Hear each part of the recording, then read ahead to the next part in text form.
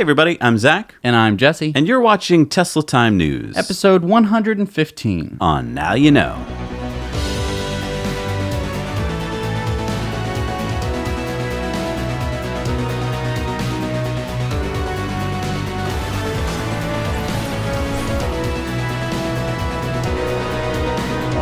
Brought to you this week by our amazing, wonderful, freaking awesome Patreons who help support this show every week, every month, day in, day out. We are so grateful. And by the wonderful folks at Avoto. Head over to Avoto and check out all the cool merch you can get. And also sponsored by our friends at the Solar Powered Hotel in Schaumburg, Illinois.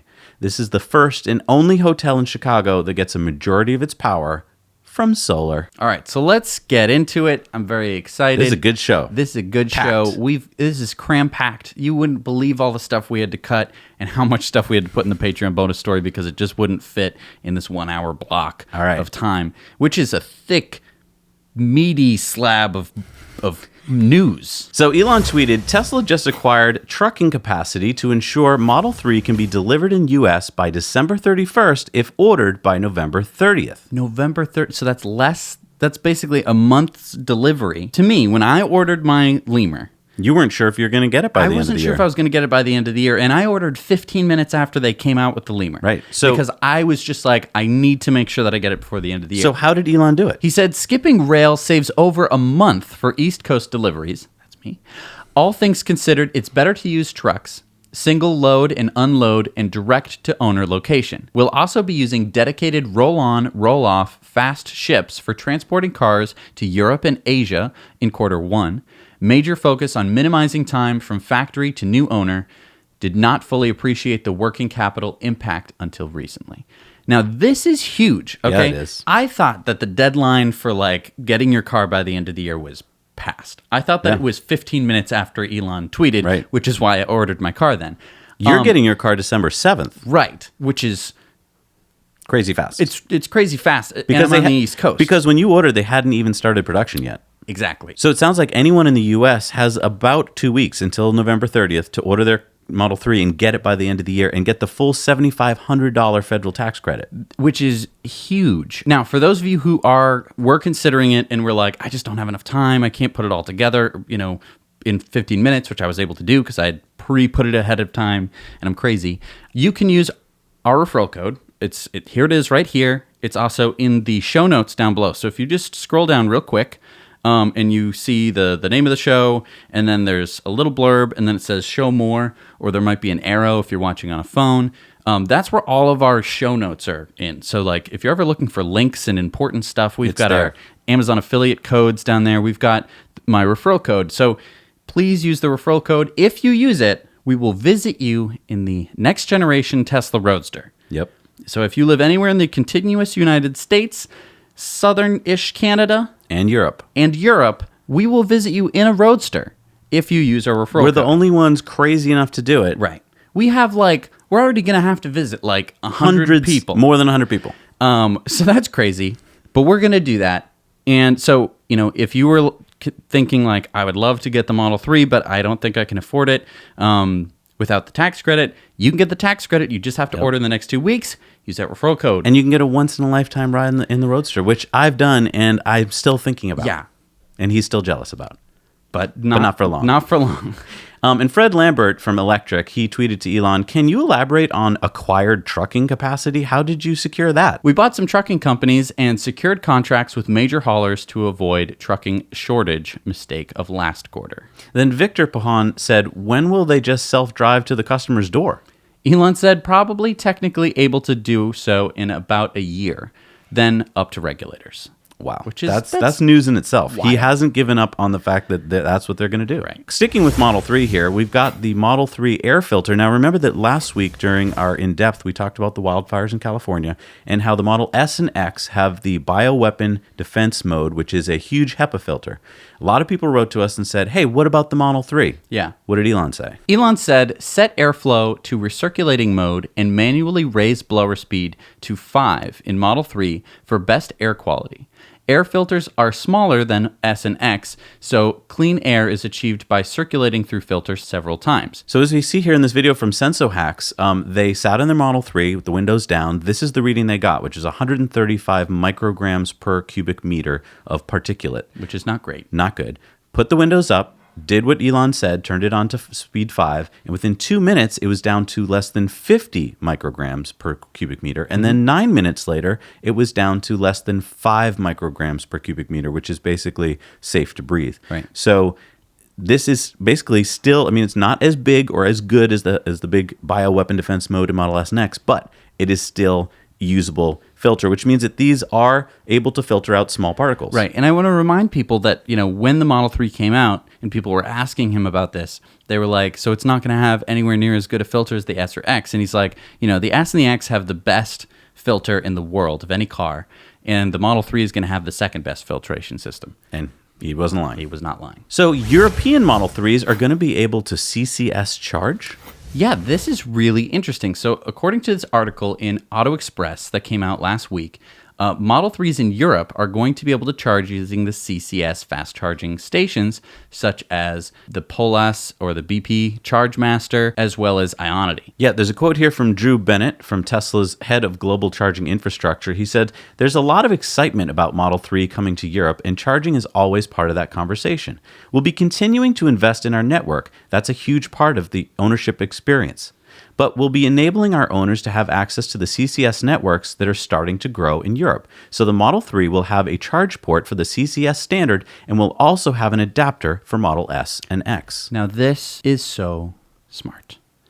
Okay, because basically what you're able to do is say, buy a Tesla and you'll have access to the largest network in the world. Not because the Supercharger network is the biggest fast charging network in Europe, but also because now you also have access to every other charging network. Right. The thing that was stopping everyone before is the Superchargers use some Tesla magic to be able to fit all the supercharging in that one standard plug for Europe. Mm-hmm. And all the other companies went to those two giant plugs at the bottom, which are for the DC current to flow through. Mm-hmm. But Tesla Superchargers don't even have that, so therefore their plugs didn't include it, which meant that you couldn't charge using the DC fast chargers. So by putting this port in the Model 3 and also having adapters for the Model S and X, it means that you're now able to just go anywhere. It's increasing your options so much more. And because, especially in Europe, they already have pretty good CCS charging networks, right, with CHAdeMO and also CCS. It's just completely exploding your options in terms of where you can charge, which is huge. Because, yes, it's really great to have a supercharger right along a route that you need it. But a lot of these were, the existing CCSs were in cities. Right, so it might be gives more you the best convenient of both for worlds. you, right, to have more options. What a novel concept. Right. So we often talk about microgrids on the show, and I think a lot of people are still kind of confused as to what a microgrid is. To illustrate this, let's look at this. Direct Relief is a nonprofit with a perfect 100 rating from Charity Navigator, and it equips doctors and nurses with life-saving medicines and supplies to care for the world's most vulnerable people in 80-plus countries and 50 U.S. states. Okay, so is that a microgrid? Well, as we speak, they're helping with the relief mission in California. Remember the wildfires. Wow. So Direct Relief has a warehouse near the Santa Barbara airport, and it's powered only by a single power line, which means that it's vulnerable to outages. I see. They keep all their medical supplies there, all of their databases. That needs to get power. Right, and medicines that need to be refrigerated. Exactly. So on the roof, they've got 999 solar panels, and it's connected to a Tesla Power Pack battery. So CEO Thomas Tai says, "You always presume in the continental United States the existence of power, and I think that is kind of a debatable assumption right now, given the circumstances that we've seen over the past years." Drew Baglino, who's the Tesla VP of Technology, says, "That mindset is starting to trickle into other industries, healthcare clinics, hospitals, but also even some schools and community centers that are critical for people to shelter in place in certain situations." Right, so this is the point of a microgrid. Basically, a microgrid, again, is a large battery that's able to smooth out power generation curves. So if you have solar on your roof, obviously the sun doesn't shine at night, so you're collecting more power than you use during the day, and then throughout the night you can run on battery power, smooth out completely, which means that you don't need to rely on the grid. However, you can use the grid, but if you lose the grid, it's not the end of the world. Right. And I mean, we're talking about Santa Barbara, California, and it's still not reliable power. We're not talking about like the middle of a desert or a jungle. And so this is showing that basically if in the United States, in California, if that power grid is not reliable, then really nobody is that reliable. Right. And I mean, it's one thing if it's for like some kind of roller rink or like, something that like if it stopped working, no big deal. But for emergency relief centers, for critical places in times of extreme strife where there's a hurricane or wildfires and you need to, grab all the people from the area that are being affected into one place where they need to be safe and have power for, because some of them might be hurt or sick. It's very, very important to not be reliant on a grid which power generation station might be miles and hundreds of miles away, running through high voltage lines that could be knocked out by some kind of disaster. Right. And as Baglino said, Tesla wants to work with partners like Direct Relief to quickly get microgrids to disaster areas and then redeploy when the next disaster strikes somewhere else. We want to have partners that already have that stuff in stock and can quickly respond, and we want to make that as plug and play as possible for these tragic events that occur. Right. And it's amazing because Tesla right now has arguably the most proven systems. Their Tesla Power Packs are all over the world. They're providing power for lots of these different microgrids that are now able to, be safe in case of disaster. Yeah. Islands, Australia, Puerto Rico, hurricanes, like they're battle tested. Exactly. Wait, whoa. Brent, Bobby, why are we being sponsored? Are we being sponsored by Ford right now? Well, Why do we have a Mustang on the show? No. It's okay. That's okay. That's a Charge. No, that's a Mustang. It's it's the shell of a Mustang, but it is an electric car. What? It's from a company called Charge. Okay. This is a $259,000 car. It's all electric. It can go 0 to 60 in 3 seconds. It's got a 64 kilowatt hour battery for a range of about 125 miles. It can do DC fast charging, and 499 are being made. Wait, only 499? Yes. So, I mean, it's like a boutique car. Boutique car, very expensive, but you get an officially licensed shell of a fastback and convertible 1960s Mustangs. Wow. So this is as close as Ford is going to get to having a EV version of their Mustang. Is having someone else do it for them. Until they're dragged into actually doing it. Maybe they'll buy this company. Do you think one of the heads of Ford is just going to maybe go for a ride in one of these and realize, wow, this was a good idea? I think we can hope. How dumb is Ford? They could have done this themselves. It's very true. But I mean, this is interesting though. It's having these cars that are older, like classic models that look really pretty. I mean, cars today don't look good. No. Can we just be clear? Like most cars today, I mean, I know that I'm picking on, Priuses and Corollas and Camrys and Accords and stuff like that. They all just look I don't think in 30 years people are going to be like, wow, that's a classic Camry. Oh, wow, those 1990s, Accords, that's a collector's item. No one thinks that. But I mean, you go back 50 years and most of the cars look really, really pretty. The biggest problem with them is that they're full of, not very well functioning engines that you need to add lead to them or whatever. I just think it's astounding that it took a third party company to do this, and Ford already has everything they need practically. They could license their own cars, right? And they've got factories. All they need to do is what Charge is doing, right? I think that there's a huge market out there right now because, if you want a classic car, part of it, is the engine. It's, this engine, you won't find it anywhere else. But that part kind of sucks. Right. Because you have to deal with this engine that was made before, CNC machines. You have to add, fake lead additives just to keep it working. Right. And I think that it's really smart to have electric versions of it because it's really pretty. Now make it fun to drive. Right. Don't have this gurgling block of aluminum sitting under your hood. Yeah. If you could honestly just replace it with an electric powertrain, and all of a sudden you are getting, you're able to beat modern day sports cars. Exactly. Remember this company, Jesse? Thunder Power from China. We talked about their TP488C. Yeah, that. Not a very memorable name, so I don't. Yeah, I do. Yes, this one with the water droplet logo. Right. That's okay. Yes. So they just signed a collaboration agreement with Walloon-based investment fund SOGEPA for 175 million euros. The project will see the building of Thunder Power's European manufacturing facility in Gosselies, Belgium. The factory is expected to begin production in 2020 with an initial production capacity of 10,000 units and 350 jobs. So I thought this was interesting.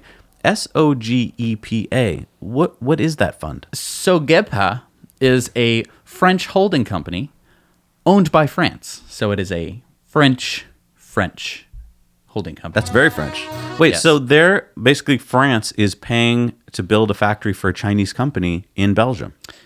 Yeah, that's kind of a tongue twister, mind twister there. Why not pay a French company to do that? China has the technology.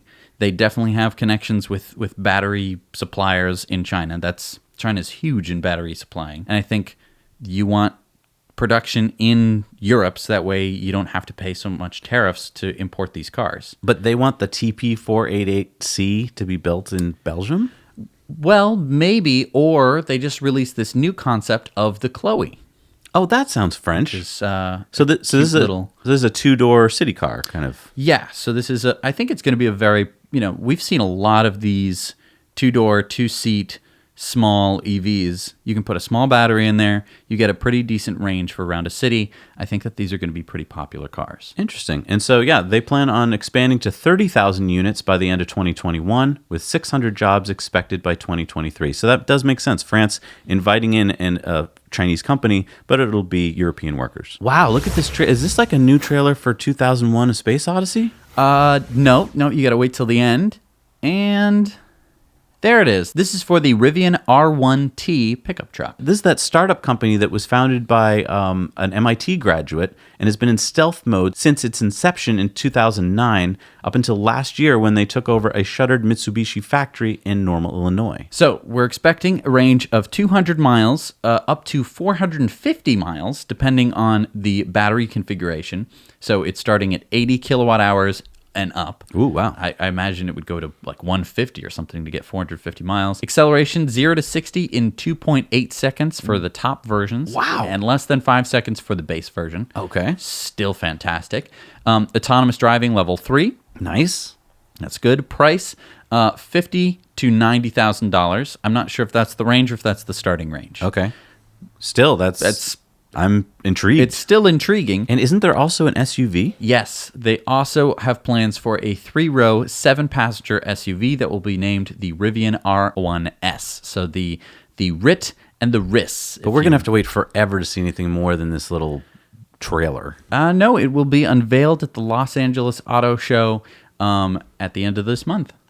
Oh, Yeah. I'm excited. This, I think, ties in very well with what Mike Abelson, GM's Vice President of Global Strategy, quote that he made on Thursday at the FT Future of the Car Summit USA in Detroit. He said the core business is going to be the core business for a couple of decades to come. He said there will not be any EV pickups. Wait. GM said for the next couple decades there will be no EV pickups? Couple decades. Are you kidding me? Couple decades? I mean, how can you say that? Like, how can you even think that for a second? Well, I guess because the CEO of the company, Mary Barra, said that she has only given a tiny bit of thought about producing an electric pickup truck. She went on to say, "We do believe we'll lead the industry in EVs sometime in the next decade or so." So you've got this new Rivian pickup truck coming out. Mm-hmm. You've got the Tesla pickup truck, which is somewhere on the horizon. You've got Workhorse. Yeah. You've got lots of competition coming. Right, and you're just going to say, in a couple decades, we might make an EV truck. This sounds like the tortoise and the hare fairy tale, where the hare just sits by the side of the road, and is like, I'll be able to catch up. It sounds a lot like the CEO of Blockbuster saying that, well, we won't go out of business 1 year before they went out of business. Yeah. It's just astounding. It's astounding to me because we say this to you guys every week, and every week I'm sure people are like, shut up, Zach and Jesse. You can't be right. These are giant corporations. They must have consultants that tell them, that they're wrong. Guess what? Companies hire consultants that tell them what they want to hear. Right. And, I mean, a couple decades, they're going to be gone. I think what it is, I think what's going to happen one day, we're going to be sitting here on Tesla Time News, and we're going to say GM is coming out with a truck. They've announced a truck, and it's going to come in 3 years. I think that's going to happen in about 6 to 12 months, because I think what's going to happen is either Mary Barra or this other guy, Mike Abelson, is going to sit in an electric truck, and he's going to get driven in it, or he's going to drive it, and it's going to blow his mind, and he's going to go, oh crap, we are so screwed that we weren't considering this. Yes. Like, that is, what were we thinking? What are the chances, Jesse? 2 weeks ago, our viewer, Ahmed, said to us this great idea. Here's our friend Ahmed's idea. He's a Patreon of ours, and he said, regarding the past stolen Tesla incident, I would suggest adding an option to the car to ask you a password before disabling the remote access. This way, only the car owner and Tesla can disable this feature to avoid such incident. Great idea, right? Yes. Guess what? He sent us another great idea? No. Tesla actually implemented his idea. Wow. Quote from Tesla, for additional security, your Tesla username and password will be required when disabling mobile access. To adjust the car's mobile access setting, go to Control, Safety, Allow Mobile Access. Wow. So that's huge. Yeah. What are the chances? I know. I mean, do you think... 2 weeks. Do you think that they were watching and they liked the idea? Maybe. I mean, I think a lot of people had this idea, but, I mean, 2 weeks later it timing happens. is... Yeah. And, I mean, I think it's interesting. You don't need to create a PIN or anything like that. You just use your Tesla sign-in information, which makes it really, really easy to implement. So if they're able to get into your car, either by faking out your fob or stealing your fob, what would this stop them from doing? They would drive off, and then you would call Tesla and be like, my car's been stolen. They'd be like, it's driving at 80 miles an hour on Sepulveda Boulevard. Well, you could even track it on your mobile app. Exactly. You could know exactly where it was, and then you call the police and be like, hey, I want to report a stolen car, and I know exactly where it is. And we've seen that this works in the past. Right. You catch criminals all the time when they do this. I just love that the idea comes out and they can implement it within weeks. Right. It's a software thing. Like, I don't, like, most cars, they don't have over-the-air updates. Like, Tesla's the only one to do it. And the thing is, if you don't have the car yet, you're probably like, I don't know what you guys are talking about. This doesn't seem so exciting. But once you get the car, you realize that all the time your car out in the driveway just got better. Right. Especially if you don't have a car, you might be saying like, well, it seems like it's quite easy to do. It is fairly easy to do, but no other car manufacturer has done it. Also included with the new update includes the summon feature for the Canadian market, which it wasn't available for the Model 3 before. Oh, and there's a new visualization for your HVAC system. So that's cool. You can control where it's blowing a little bit more precisely now. Nice. You get this cool animation. Speaking of Model 3, Elon just sent this email to employees, which was obtained by Electric, and in it he said that he'll be walking the entire Model 3 production line from battery cell production to final assembly on the 27th and 28th. He said, by the 28th, all Model 3 production subsystems need to be at 50 plus units per hour steady, which is what is needed for a true 1,000 vehicles per day, taking equipment uptime into account. In the email, Musk asked production workers to reach out to him if they see problems that would stop them from achieving the production rate by this new deadline in order for him to get involved ahead of time. He added that solving these issues are extremely important for Tesla's prosperity. This is exciting. So basically in 2 weeks, they think they're going to get up to 7,000? Because I thought, let's be honest, I thought hitting 7,000 was going to take a lot longer than that. Yeah, I was imagining it being more of a stretch goal. I thought that they were kind of just doing nice bread and butter, easy peasy, keeping it at 5K a week. But here's my thought. 5,000 a week for North America market, 2,000 a week for Europe and China. That's a really good idea. So global shipping fleets need to meet a 2020 deadline imposed by the International Maritime Organization to reduce air pollution by forcing vessels to use cleaner fuel with a lower sulfur content of 0.5%, compared with the 3.5% that is currently used.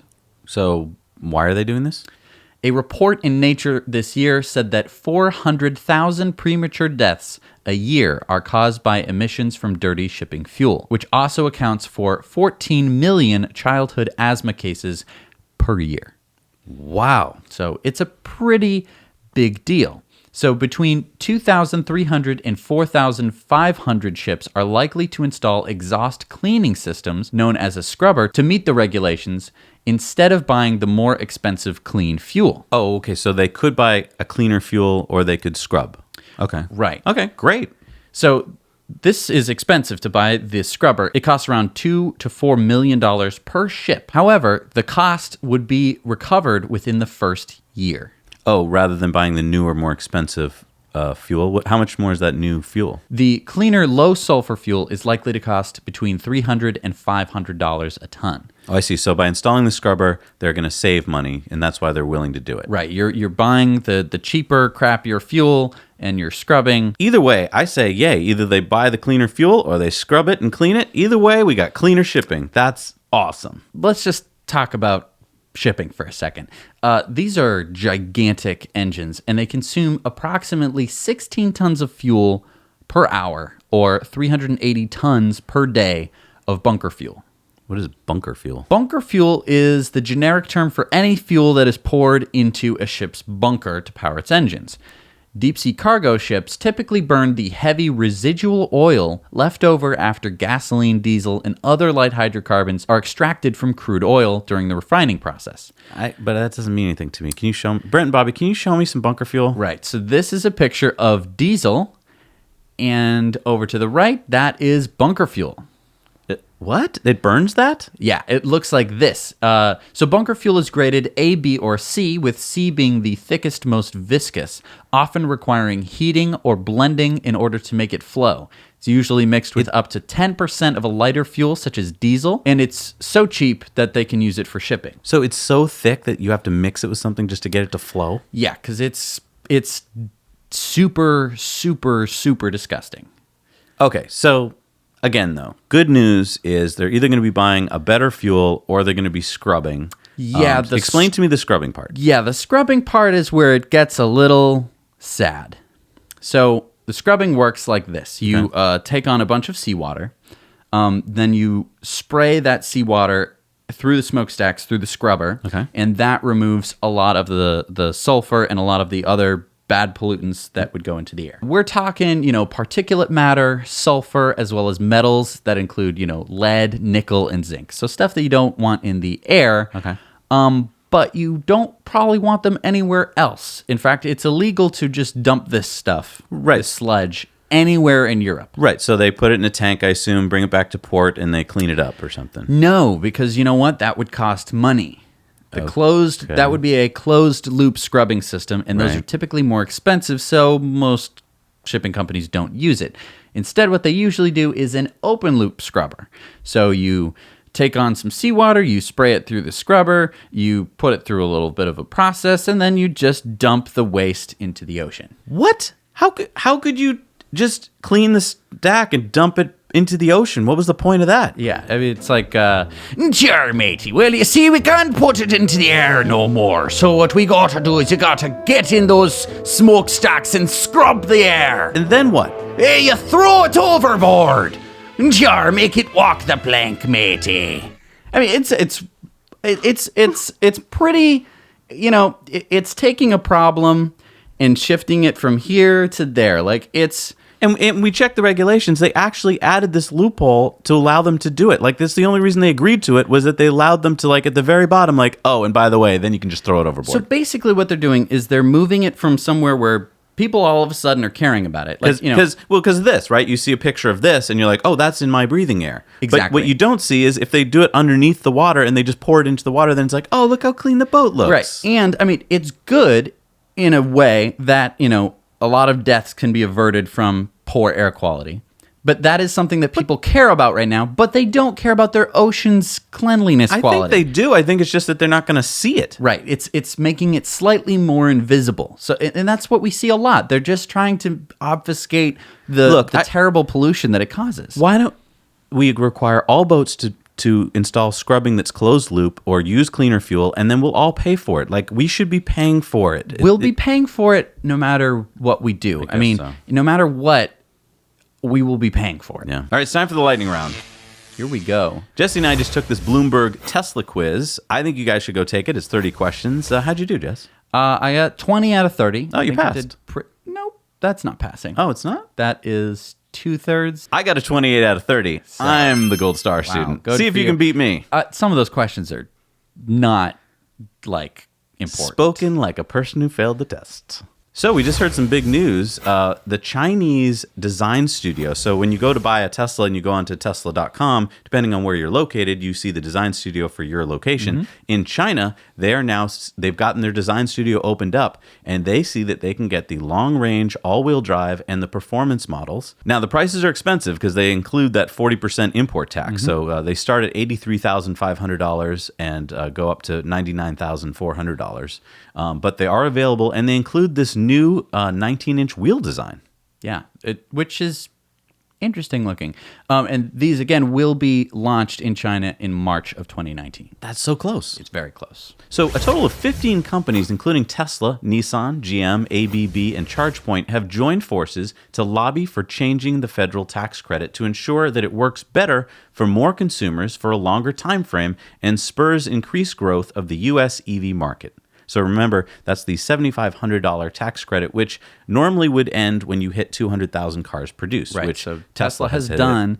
GM is about to hit it, and Nissan is well on their way to hitting it. So it makes sense that they would like it to continue. Right. EV manufacturing is responsible for almost 300,000 jobs in 48 states. The coalition goes on to say a federal tax credit will affect more than those who purchase electric vehicles. While a mature EV market will be a boon to the American economy, it will also play a major role in reducing greenhouse gas emissions, a significant contributor to climate change. This would be a win for consumers, for the economy, and for the environment. Whoa, what happened here?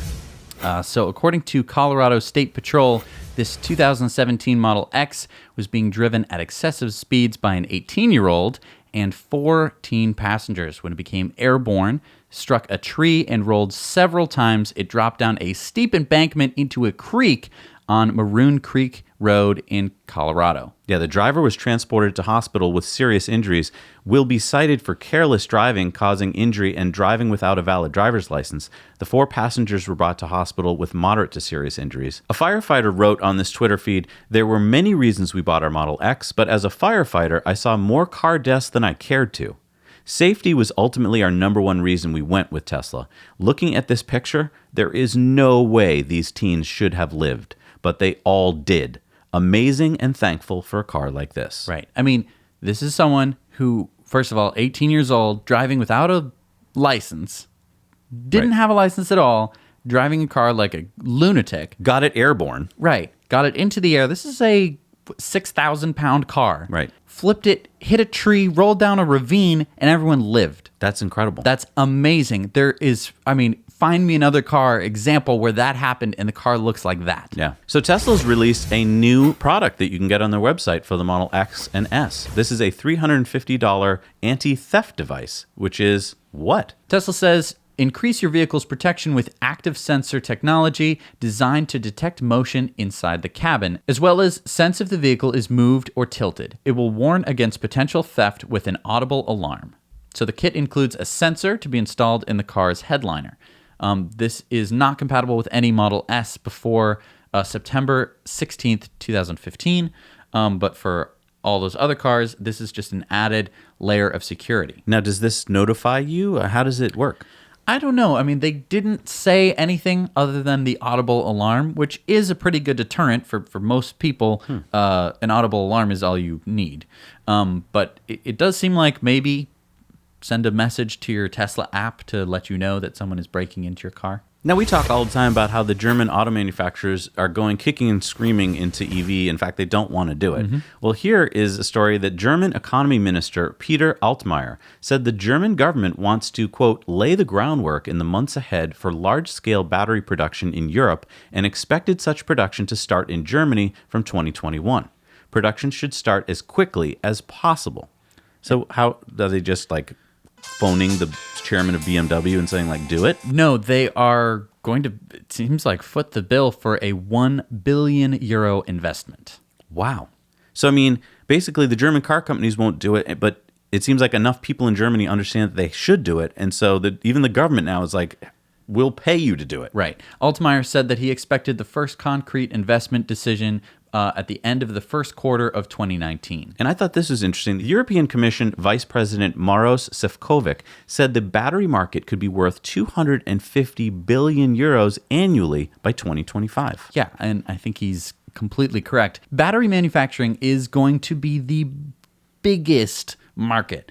Like, it's so important for any company that wants to do anything with batteries, because if you aren't manufacturing the batteries, you have to buy them from someone else. You have a huge markup in price, which means you can't compete with someone like Tesla, who's very smart, making their own batteries. So Fred Lambert over at Electric, he wasn't too happy with how his Model 3 handled the other day when he went out there. Right. Yeah, he issued this video and this article about how he had trouble opening the door handles because they were kind of frozen shut because it was very cold, and the window wouldn't go down. Now, I wanted to mention that we got our Model 3 last December, so a year ago, and we put out videos all throughout the winter showing you how it handled in the snow and how it handled this exact situation. Right. In fact, here I am here showing you how I deal with the situation, because let's face it, cold also usually is accompanied by moisture. Right. And the two go together and form ice. This is a pretty common problem with all frameless doors. This is a Mercedes dealer basically telling all of his customers that it's okay that your car doesn't, the window won't go down because of the frameless door. Right. You have to either keep it in a garage, Right. cover it with something, or like I did here in this video, you're going to have to melt that ice somehow. Right. So remember when Solar City was being bought by Tesla, and a lot of people were like, That's dumb. Why are they doing that? and Elon's big argument was, well, we're going to be able to have a lot of cost savings because we're going to be able to vertically integrate the companies. Well, here's a quote from Tesla spokesperson. As a result of the vertical integration of our solar products into Tesla's retail stores and the increased efficiencies we've realized over the past year by closing more expensive sales channels like door-to-door sales, we are now able to reduce prices of our solar power systems. As a result of this price change, our average customers will see a savings of between $3,000 and $5,000. This change, along with our push to continue shortening the time between sale to installation, will accelerate the adoption of solar and the world's transition to sustainable energy. So basically a price slash in Tesla Solar. Right. That's awesome. Super huge. I would have loved to have a time machine, go back in time, go on CNBC, show them this article, and be like, It's almost as good to do it now. yes, it's true. So T. Rowe Price was on a buying spree last quarter. T. Rowe Price has been buying up shares of Tesla and increasing their stake in Tesla by 45.7%. Wow, to 17.38 million shares in the third quarter since June 30th. Yeah, so that's about $5.9 billion worth of Tesla stock. That's about 10% of the company's value. Wow. So that means that T. Rowe Price is long on Tesla. Yes. So what is this, Jesse? NASA has certified the Falcon 9? So yeah, they've actually certified the Falcon 9 to launch their most valuable and critical scientific spacecraft. This will allow SpaceX to compete for missions that are comparable to like the Hubble Space Telescope, Curiosity Mars rover, Cassini, as well as the James Webb Space Telescope, among many others. So, so now that they're like NASA has approved this technology, Right. like they're going to put expensive satellites on there. for big missions. Wow. Yeah. All right, it's time for our video contributor story. What do we got this week, Jesse? We have Howard with his wireless Model 3 phone charger. Hey there, Zach and Jesse. This is Howard, and I'm going to show you how to put in the Fast Pad Vitek. It's the wireless charging that you can use on the new iPhones and the Galaxies and a few other ones. So basically, you would slide the cover off the bottom, pull away the rubber mat, run your cabling through here, plug it into one of the two USB ports at the bottom. Then you replace the little cover, slide it over, put in your pad,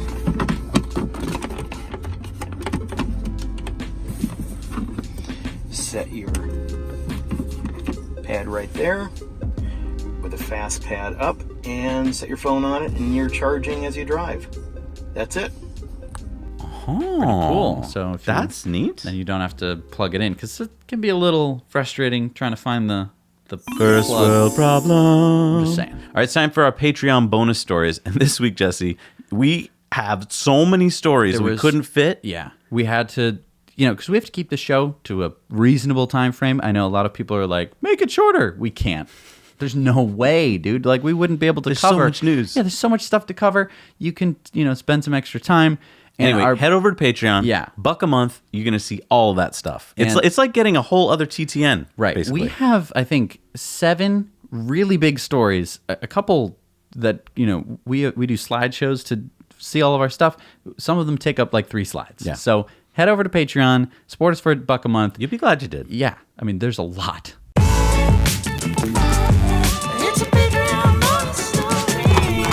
All right, we're back from the Patreon bonus stories. We're a little bit fired up, and we want to do some Patreon shout-outs. So thank you guys for your support. So who do we have this week, Jess? We have Terry Walters, Michael Brown, Taryn and Woody Mantooth, Santhosh Vethamoni, David Kayal, Tony Pham with 1975 Creations. Who created that? Thank you, Tony. Betty Holtz, Cantech Tan, Louis Nansenet, Jason Garth Hugh, Gary Schneider, Dominic Graff, Michael Bula, Andrzej Citrak. and Frieder Straub. Thank you so much, guys. Thank you so much. You help support the show. You make it possible for us to do everything that you see. All right, it's time for Elon's tweets of the week. Here we So go. many of them, we had to narrow it down. This was from Niche Gamer. He said, throwback shooter Blazing Chrome set for early 2019 release on PC, PS4, and Switch. And Elon said, It would be fun to add it to Tesla. looks like it might be coming to the Atari games in Tesla. And if you guys know what we're talking about, version 9 just added Atari games that you can play when you're in park, not when you're driving. And I think this would be fun. Yep. In response to Inside EV's article about the Tequila Regulatory Council opposing Musk's Tesla-Quila trademark, Elon said that we will fight Big Tequila. Why were they against his trademark? well, I guess they're saying that tequila is so close to Tesla-Quila that they're not going to let him get away with it. We'll see. We'll see. He's got lawyers too. Yeah. And check this out. Elon said, Boring Company just broke through the other side. Congratulations, Boring Company, on completing the LA Hawthorne Tunnel.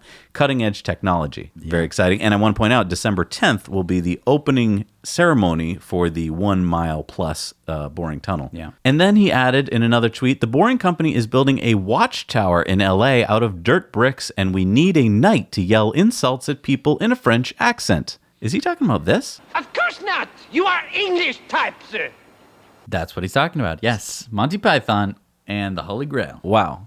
He's such a nerd. And then he said, Boring Company is launching a whole product line of do-it-yourself watchtowers. You get bricks and a picture. You get a bunch of bricks and then you build a watchtower that Yeah. you get to go in? Yeah. That's pretty fun, actually. Yes, let's do it. Okay. I don't know what the shipping costs are, but who cares? Let's do it. All right, it's time for community mail time.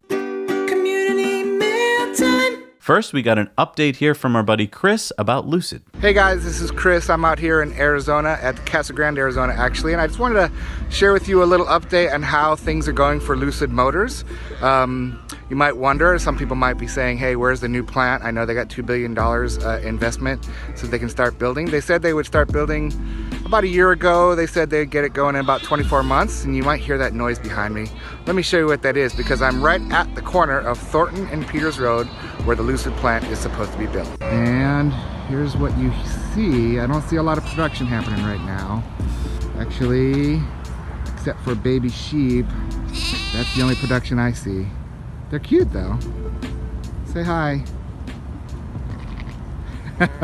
I'm not saying for sure that's where they're building their factory, but if it is, it doesn't look like they've made much progress. Well, they need to get rid of all that grass, which is what the Oh, sheep maybe that's are what the up sheep to. are for. Yeah, exactly. Okay, so that could be it. All right, check this out. Our friend Matt sent us this carbon fiber Model 3 piece that you can get on Amazon. It costs $13.99, and well, we put the affiliate link here. It helps the show if you want to get it. Might be a good stocking stuffer. I don't know. Would you put it on your car? I'm not a big carbon fiber guy, but I know a lot of people who are into carbon fiber and would absolutely love to put this on their Model 3. For the wives and girlfriends of people who watch this Oh, good show, point. or the boyfriends and husbands. Hello, you over there trying to fall asleep. Sorry, but just think about it.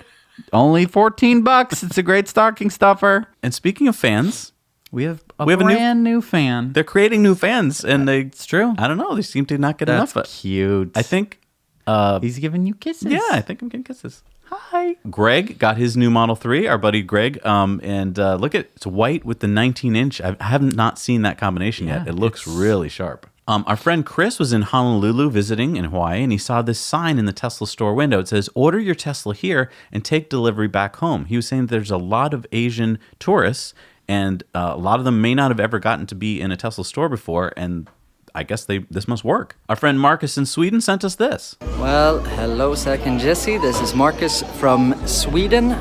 It's the 14th of November, and I am in the Tesla store in Mall of Scandinavia in Stockholm, Sweden. And today was the first day they are showing the Model 3. And I just sat in it, and I walked around and saw the trunk and the front. What an amazing car. I was also just interviewed by media for being a reservation holder. And I am so thrilled and excited, and this is just amazing. I'll probably be back in a few days and see it again with my wife. But yeah, it's amazing. It's coming to Europe. Now you know.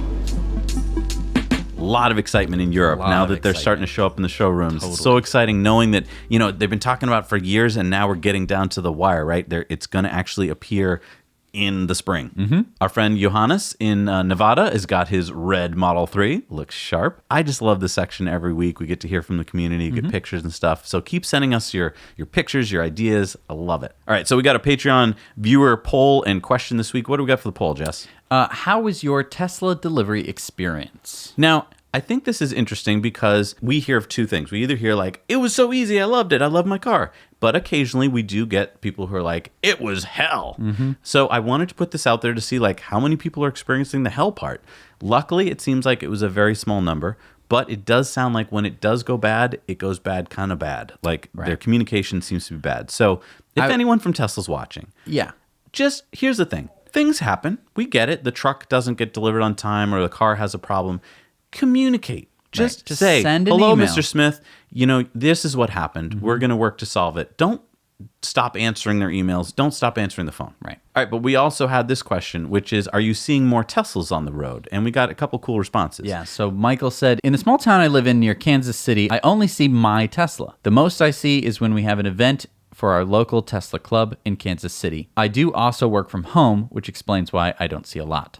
Now, Steve said, definitely an increase in Model 3s in the San Francisco Bay Area over the last month. I usually see at least 10 or so on my commute, including more coworkers who now have theirs. Wow. Interesting to see. Kansas, obviously San Francisco. Right, big difference. All right, it is time now for the Supercharger reviews. So everywhere in the world, there are Superchargers, and there are also destination chargers. So go review them. Let's check out And don't forget, put them on our website. Exactly.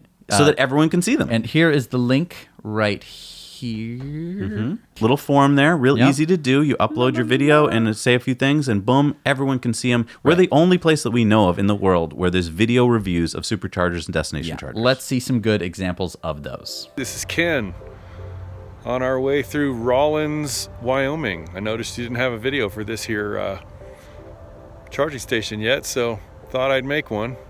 It's my kids waving in the car there. So like I said, Rawlins, Wyoming, it's about 20 degrees at the moment. It's kind of an icy spot, but there's quite a bit around here. There's food across the way. There's a Burger King across the highway. There's a number of other eateries and whatnot. We are behind the Marriott Fairfield Suites. Frankly, I'd give this Supercharger about a 5. It's easy to get to off the highway, but it is not. It's not amenity rich, and the amenities that are there are a bit of a stroll. And when it's 20 degrees outside, that's not very attractive. Now you know. Hi, Zach and Jesse. This is George here, long time watcher, first time uploader, and I am Springfield, Virginia, at the Springfield Mall, and there is a 18 stall Tesla station here.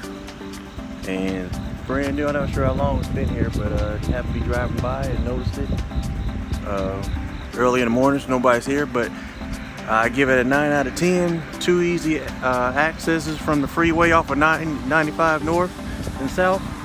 Malls right there, plenty of places to eat. There's a gym over there, Target, JCPenney, so plenty of eating, a deli's across the street,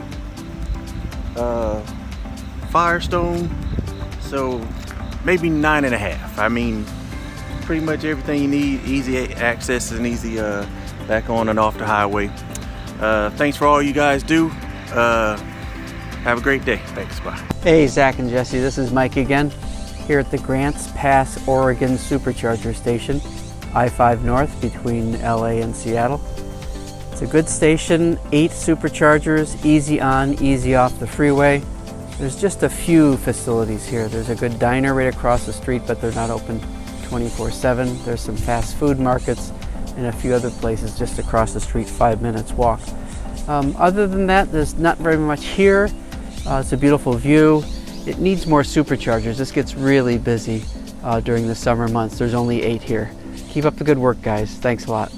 Best part of the show. That's what I'm talking about. I love that. I love seeing you guys do that. Thank you. So what do we got for new superchargers this week? We have number 578 is the 16 stall in Milpitas, California. I think it's Milpitas, but okay.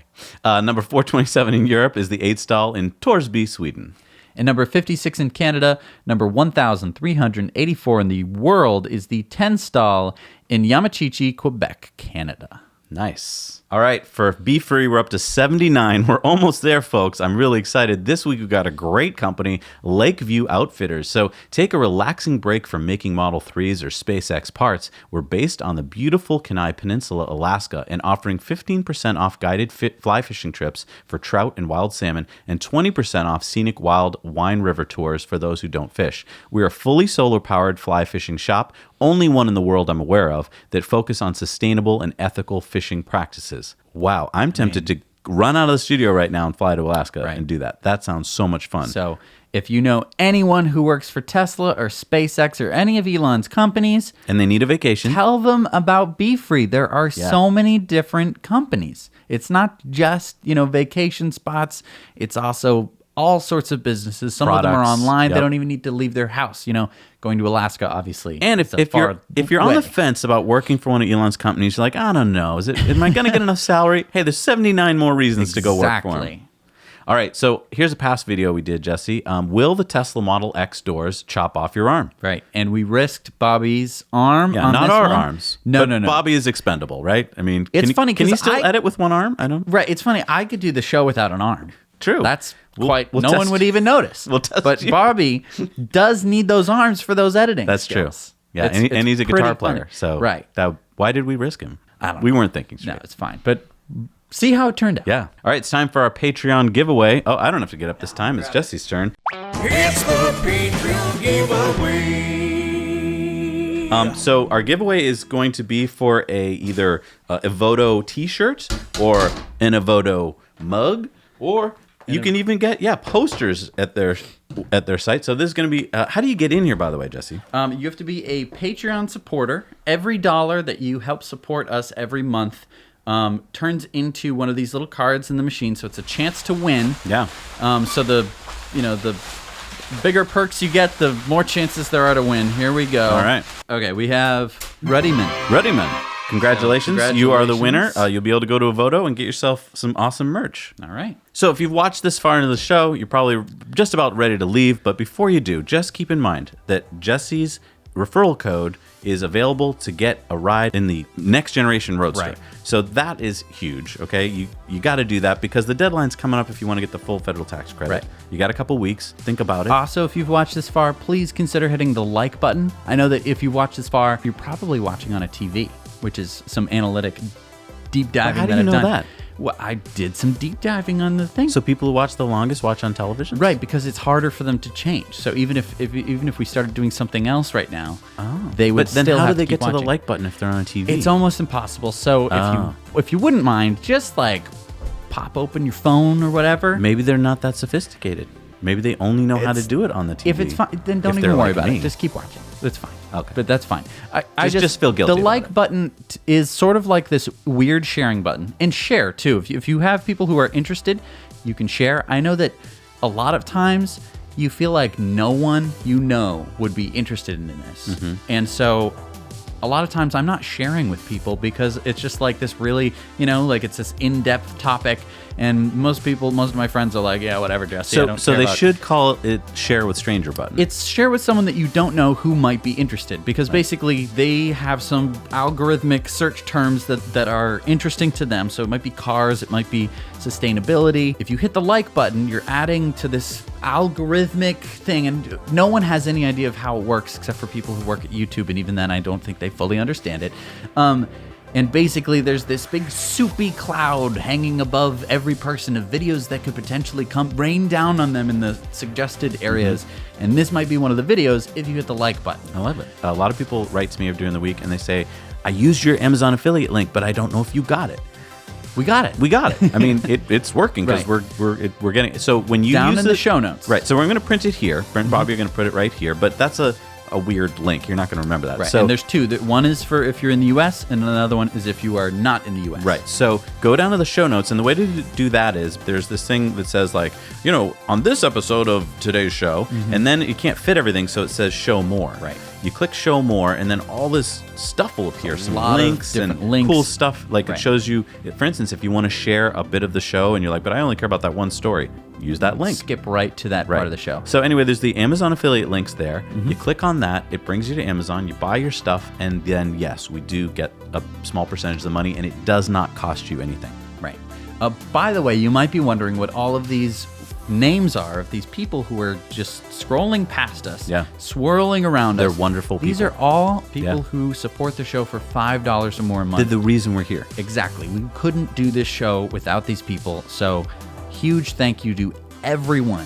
Like that guy. Like for instance, and that guy. Like this one. Like this week, and we had to get a new digital recorder, right? And we could only afford to do that because we have financial support. Without it, this show would sound like this. So, the news. Right. We just put up some lights, so now I can actually walk over to the camera and I don't have to trip like Jesse would cut with a machete through a rainforest. And I'm telling you, if you do the show every week, you got to make it sustainable for the people doing it, right? And so that's how we do it. And we're able to spend so much more time on the news portion. We used to have to spend so much time on the setup and the breakdown of all the camera gear and the table and the lights and the backdrop and getting everything ready and everything perfect and balancing things on top of other things and swearing and cursing at each other. Now it is much less stressful. Much less fist fighting. Focus on the news. I want to give a huge thank you to our newsroom. They are amazing, a group of wonderful, amazing people who are going out there, finding interesting news stories, finding sources, finding ways to contextualize the news so we can bring it to you in a better way. Anyway, this has been a long end plate, but we do it because we love you guys. Thank you so much for watching. Now you know.